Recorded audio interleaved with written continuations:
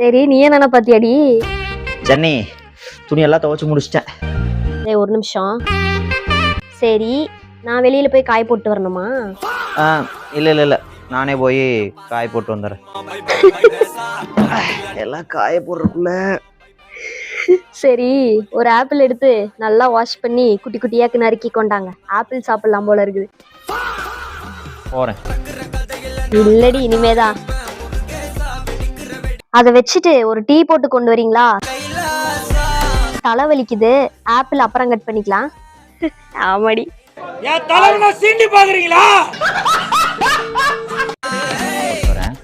நீ வேற சும்மா நல்லா இந்த ஆள் வேலை சொன்னா செய்வாங்கன்னு நீ நினைக்கிறியா? இன்னைக்கு கிரகணம் இல்ல, அதனாலதான் ஆள் உளுந்து உளுந்து வேலை செய்யுது. பேசாம இந்த கிரகணம் இருக்குதுல்ல, வருஷம் பூரா இருந்தா நல்லா தான் இருக்க மாட்டிருக்குது. வருஷம் பூராவா?